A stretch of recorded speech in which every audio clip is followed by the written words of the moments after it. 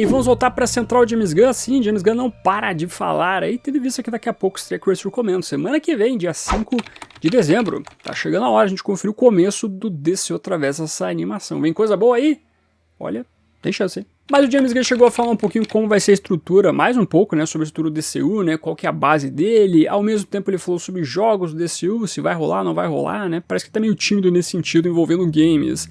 Também ele destacou aí algumas coisas que tem que ser desmentidas de vez em sempre, né, como cancelamento de Batman Parte 2. Meu Deus do céu, a galera continua insistindo nisso, mas tem um ponto importante aqui, ele admitiu, hein. Ele admitiu que tem um insider que está dando spoiler do futuro envolvendo o DCU, né? E você sabe quem é, né? Já discutimos essa semana aqui. Então a gente vai falar sobre tudo isso. Então fica até o final do vídeo, por favor. Pois bem, começando então aqui com a central James Gunn, ele acabou explicando o fato do porquê o Alan Tudyk só vai interpretar um personagem nos filmes do DCU, que é um ponto importante. O Alan Tudyk vive vários personagens aí na animação Creature Commandos. Além então do titular dele, que é o Dr. Phosphorus, ele vai dar voz ao Cara de Barro, ao mesmo tempo ele dá voz ao William Magnus, o criador dos Metal Men. Sim, esse personagem importante da DC vai aparecer no Creature Commandos. Esse foi o spoiler que o próprio James Gunn deu, então aí reclame com ele lá. Já que existem uns rumores aí que teremos o filme do Cara de Barro, e tendo em vista que o Cara de Barro aparece no Creature Commandos com a voz do Alan Tudyk, algumas pessoas destacavam que, pô, será que ele vai interpretar esse personagem neste filme? Se eventualmente o filme for confirmado, então você já tem a resposta aqui, né? A intenção, segundo lá o Apocalypse Horseman, é que o Cara de Barro seja um personagem vivido por um ator mais jovem, porque eles querem colocar um ator na casa dos 20 anos, ou fazer, na verdade, um Basil Caro na casa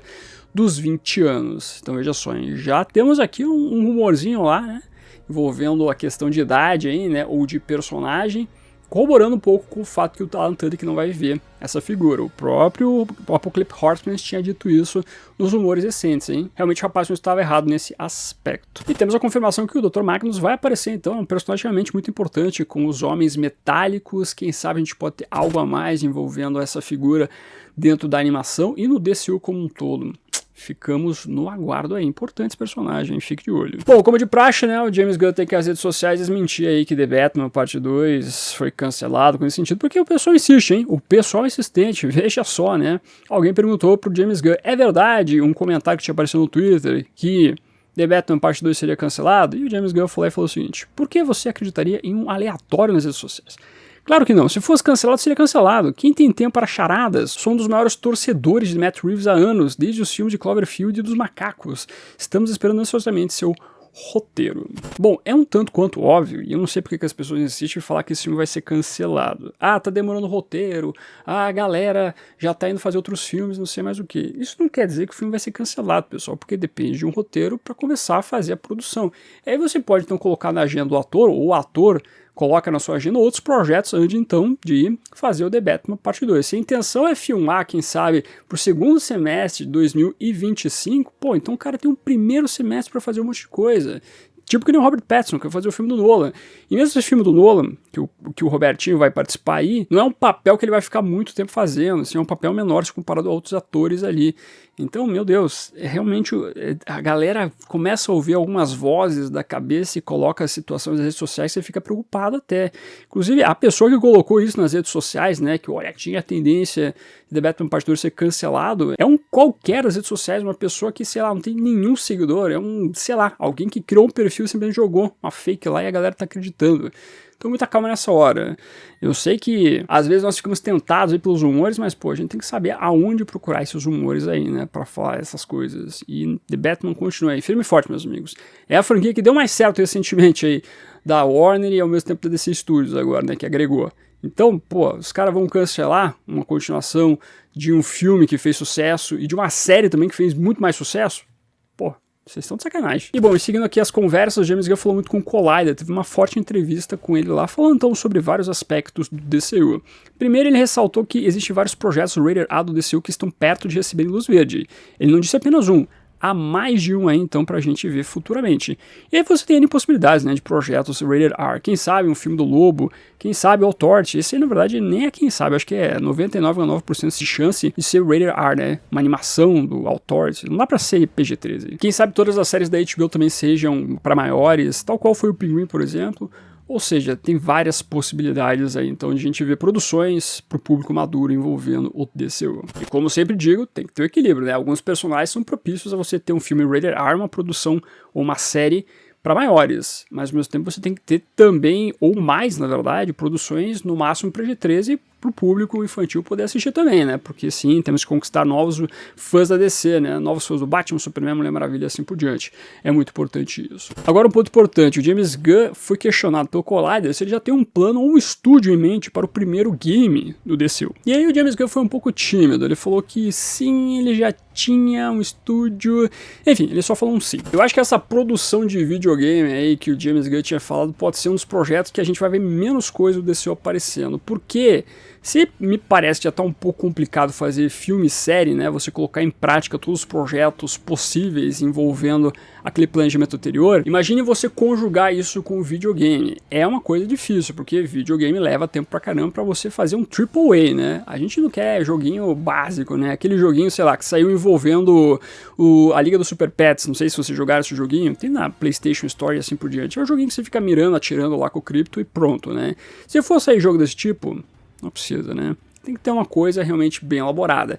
E pra fazer jogo AAA, demora pra caramba. Então é aquele lance, né? Que tal você não complicar muito o esquema? Se for fazer um jogo, tem que colocar uma coisa muitíssimo básica, uma coisa que realmente seja, olha, algo que não interfira em nada no universo DC e assim por diante, né? Não dá pra você fazer uma conjugação de cronologia e assim por diante. Tem que ser uma coisa muito específica em um ponto específico e contar uma boa história naquele ponto específico. E tá certo. Tá bom assim, mas me parece aí que esse sim tímido do Gunn, né, uma coisa que ele pensou pra falar, assim, foi um lance meio que tipo, talvez a gente não tenha tanta coisa ainda, né, mas talvez tenha um negocinho aí.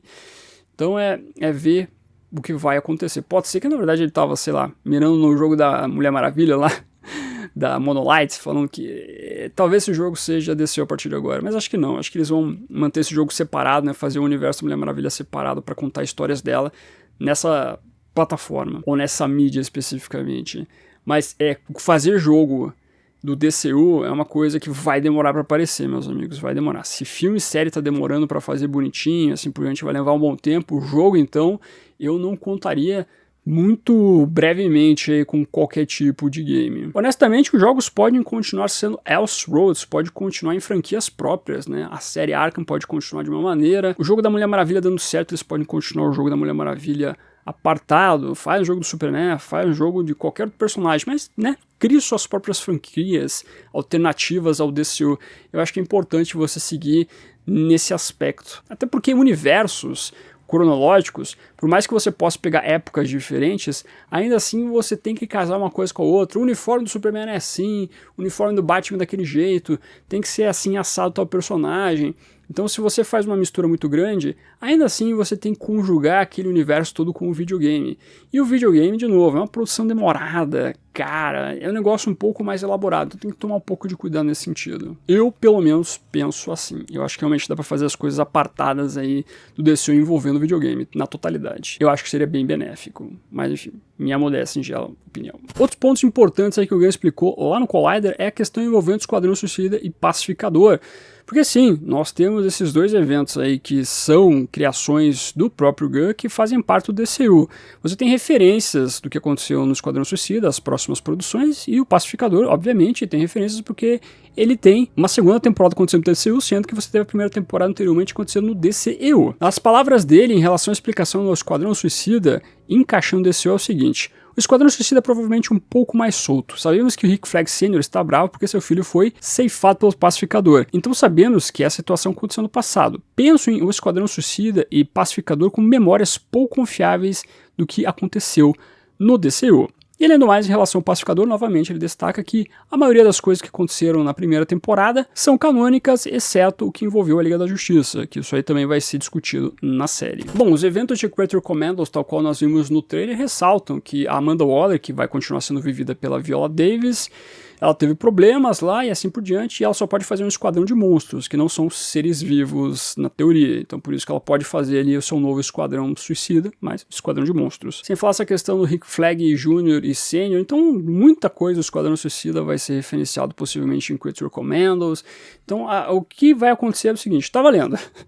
Tá valendo, eles explicam depois como é que funciona essa continuidade, né? Mas de qualquer maneira, enfim, né? O Gunn criou, o Gunn quer usar e vamos pra frente. Agora, sobre a construção do mundo desse, isso é muito importante, né? Que o James Gunn veio falando bastante sobre isso, sobre esse aspecto. Ele falou que muito da diversão para ele está na construção do mundo, não apenas na construção da história. Ele não pensa no DCU como sendo essa é uma história que estamos contando em vários filmes e séries sobre um grande mal. Não quero ter que fazer como um membro da audiência a lição de casa para poder assistir algo. É mais um universo conectado que existe dentro de um lugar, o que é o DCU, que terá diferenças dependendo de quem são os artistas, os diretores fazendo os projetos. Ele já referenciou várias vezes que na verdade ele não quer seguir o modelo MCU, né, que cada filme é uma parte de uma cronologia. Então você, para se entender lá, assistindo Vingadores Ultimato, por exemplo, você tem que ter assistido desde o Homem de Ferro até chegar, né, nos Vingadores. Ah, não precisa necessariamente. Tudo bem, não precisa necessariamente, você pode assistir isoladamente, mas você vai pegar um pouco mais de emoção entendendo a construção dos personagens se você assistir desde lá do primeiro Homem de Ferro, do primeiro Capitão América, e assim vai indo, né? Então tem toda essa cronologia montada. Aqui o James Gunn, ele quer seguir o que envolve Star Wars. Que Star Wars, você tem toda a saga Skywalker, que ela é contada de tempos em tempos, né? Você tem saltos temporais entre um filme e outro. Mas ainda assim você tem vários tipos de histórias que se passam em épocas diferentes. Então você tem a época da República, né? O período da República, tem o momento que o Império dominava tudo, e assim vai indo. Eu não sou um estudioso gigantesco envolvendo Star Wars, então tem coisas na minha cabeça que eu não compreendo efetivamente Star Wars. Mas nesse aspecto, sim, eu entendo um pouco no sentido que você realmente tem várias histórias sendo contadas em várias épocas diferentes. Isso você pode fazer para o DCU. Então, você quer contar uma história da Segunda Guerra Mundial, Sergeant Rock tá lá. Você quer contar uma história da época presente, vem o Superman. Você quer contar uma história, sei lá, dos anos 80, dos anos 70, vai ter um personagem específico para isso. E assim vai indo. O próprio Batman, ele não tem a sua origem dentro daquilo que vai ser a apresentação do Superman. O Superman chega, então, no ano presente do DCU, né? Presente para nós. Mas o Batman surgiu antes disso. Então você pode ter histórias do Batman surgindo nessa época. Como é que era o universo DC nessa época? Então são vários períodos que você vai pescando envolvendo toda essa construção. O filme do Cara de Barro, por exemplo, é um filme que, se eventualmente ele, né, existir nesse novo universo da DC, não quer dizer que ele vai ser uma continuação dos eventos do Supergirl. Na verdade, ele pode se passar no período onde o Batman surge, por exemplo. Uma coisa desse sentido. Ou antes do Batman surgir. Mas que eu acho que o Cara de Barro tem que ter uma relação com o surgimento do Batman também, né? Eu acho que poderia ter uma relação desses dois personagens, porque um é vilão do outro. Então, eu acho que seria mais propício dessa maneira. Então, é um aspecto legal para você trabalhar, para você também não criar esse problema no que envolve, né? Ter que assistir um filme atrás do outro para você conseguir ali entender toda a construção de um personagem. Então é uma boa maneira de você formular todo esse universo, uma boa maneira de você construir tudo isso. E dando a chance, né, tal qual o Gus sempre ressalta, o poder para os roteiristas, diretores trabalharem com os personagens da maneira como quiserem. Talvez isso facilite um pouco também esse negócio de você não precisar engessar. Tanto engessar o criador, o diretor, o roteirista, quanto engessar o público para assistir uma produção especificamente. Por exemplo, a questão do Hal Jordan, que é um personagem um pouco mais envelhecido na série que eles vão ter lá em 2026 possivelmente, você pode ter toda uma história anteriormente mostrando como foi a chegada do Hal Jordan nesse universo e coisa nesse sentido. Então aí tem essa possibilidade também, né? Os fãs de Hal Jordan não precisam perder as esperanças, né? A gente pode ter algo a mais do personagem mostrando seu passado. Então eu acho que é uma boa maneira, uma maneira inteligente de você trabalhar tudo isso. Eu gostei muito da entrevista do Collider, que o James Gunn fala sobre essa questão da precarização envolvendo roteiros em Hollywood hoje em dia. Que hoje os estúdios estão mais preocupados em fazer um filme para colocar em evidência a propriedade intelectual do que necessariamente fazer um bom filme, fazer realmente algo que seja notável. Ele chega a citar o exemplo que às vezes o diretor lá recebe um roteiro que não tem nem terceiro ato, que o cara tem que se virar nos 30 para conseguir fazer alguma coisa. Isso prejudica o filme sem sombra de dúvida. Se você não tem um roteiro bem feito, isso acaba sendo algo extremamente prejudicial para você conseguir fazer um bom filme. Isso é mais do que óbvio, né? Não precisa nem falar, mas eventualmente teria dúvida. Isso é um ponto importante e não tem muito o que discordar do James Gunn, não tem como discordar, né? Realmente é uma coisa que acontece bastante, a gente vê muitos filmes estranhos rolando nesse aspecto, em que às vezes falta isso, falta ter cuidado básico na produção, desde o roteiro, desde a formulação do roteiro, até a direção, por exemplo, também. Então é um ponto muito importante, essas palavras realmente fazem todo sentido, não tem o que discordar. Então são pontos bem relevantes colocados. Agora, falando sobre a questão dos insiders, os scoopers, pois é, o James Gunn, ele comentou aí uns detalhes importantes nesse aspecto, porque alguém chegou a questionar pro James que seria importante se a Marvel tivesse também alguém como o James Gunn para tentar desfazer rumores que aparecem nas redes sociais aí, porque a Marvel também tem bastante coisa nesse sentido, alguns rumores bem bizarros inclusive.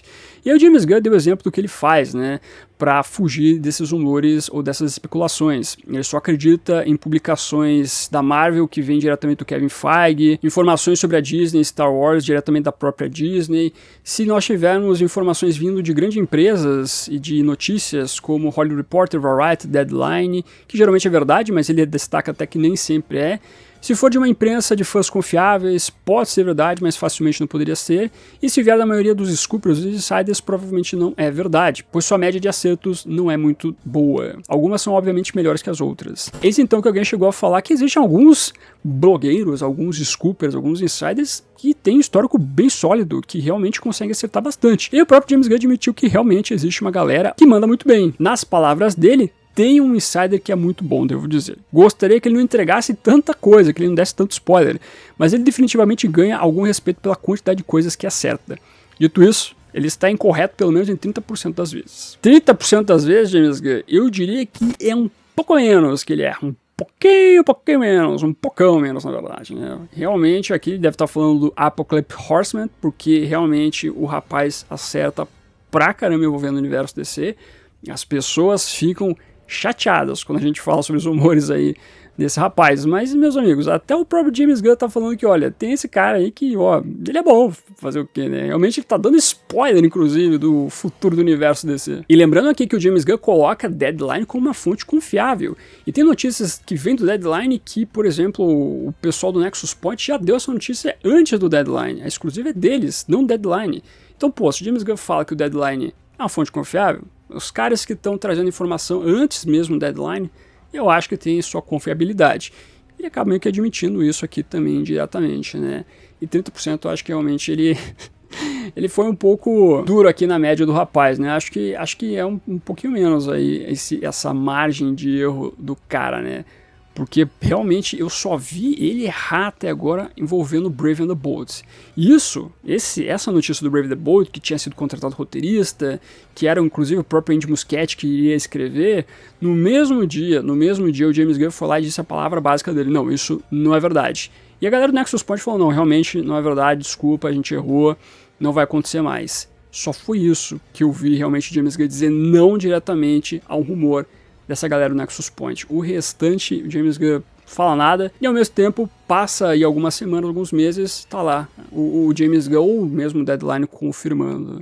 Então, meus amigos, realmente muitas coisas que foram colocadas recentemente por este repórter podem ser verdades. Nem tudo, algumas coisas podem estar erradas, mas tem muita chance daquilo que a gente viu ali dar certo, inclusive algumas já confirmadas. Por exemplo, o filme do Sergeant Rock foi trazido pelo Deadline. James Gunn disse que é uma fonte confiável, certo? Então vai acontecer. Ao mesmo tempo, os Titãs, tem roteirista contratado. A Ana Nogueira, esse aí tem muita chance de dar certo aí mais pra frente e receber luz verde. O Cara de Barro que talvez seja o filme mais estranho aí, né? Mas quem sabe realmente possa acontecer. Lembrando que o Mike Flanagan estava lá junto com os diretores, o co-CEO da DC Studios, o Peter Safran, nas Olimpíadas. Então o Mike Flanagan tá de conversa com a diretoria do DC ou da DC Studios. Não é como se fosse um cara alheio que não tem nada a ver. Então, meus amigos, olha, eu não duvidaria tanto assim. A gente pode ter, na verdade, a inversão de como são esses rumores.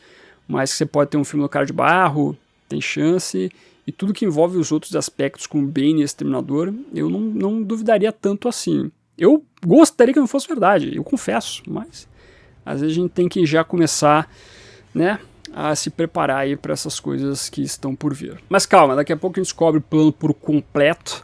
Lá em janeiro, possivelmente, a gente terá mais anúncios aí com sinal verde de produções que daqui a pouco começam, então, aí a existir efetivamente do DCU. Aí a gente discute com mais propriedade. Mas o que você acha dessa cronologia diferente do DCU? Uma coisa envolvendo eras. É uma boa maneira de você trabalhar com o DCU.